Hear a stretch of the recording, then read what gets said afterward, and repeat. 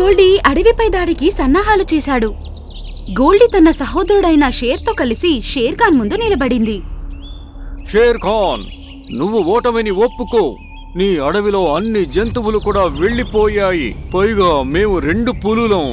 నువ్వు ఒక్కడివే 2 పులులతో పోరాటం చేయలేవు. ఏం పర్వాలేదు, నేను కావాలంటే చనిపోతాను. ఓటమిని మాత్రం ఒప్పుకోను.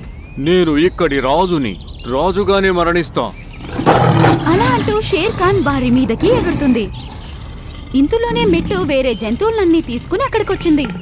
ఆగండి షేర్ ఖాన్, ఇప్పుడు మీరు మిమ్మల్ని ఒంటరి అనుకోకండి. కనపడకుండా పోయిన జంతువులన్నిటినీ మిట్టు తనతో పాటు తీసుకురావడం జంతువులన్నీ చూశాయి. గుల్టి మరియు ఎలుగుబంటి కూడా దాన్ని చూసి ఆశ్చర్యపోయాయి. షేర్ ఖాన్ అన్ని జంతువుల్ని మోసంతో రహస్యమయ ద్వారంలోకి వెళ్లేలా చేసింది కాలు ఎలుగుబంటే. ఇది గోల్డీతో చేతులు కలిపింది. అలా అయితే ఇతనికి తప్పకుండా శిక్ష పడుతుంది. నువ్వు ఒక సింహమై ఉండి 2 పులులతో పోరాడలేవు. ఓటమిని ఒప్పుకో, అదే మీ అందరికీ మంచిది. షేర్ ఖాన్ ఒంటరివాడు కాదు. అలా అంటూ మిట్టు తన యొక్క దండంతో షేర్ ఖాన్ పై మాయ చేస్తుంది.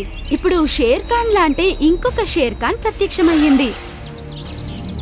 ఓ, ఇది ఎలా జరుగుతుంది? ఇప్పుడు ఈ 2 షేర్ ఖాన్లు వాళ్ళిద్దరి మీద దాడి చేశాయి. చాలాసేపు గొడవ పడ్డాక గోల్డీ మరియు తన సహోదరుడు అలసిపోయాయి. ఓడిపోయాము అని అవి ఒప్పుకుంటాయి. ఓ, మేము ఓటమి ఒప్పుకుంటున్నాం.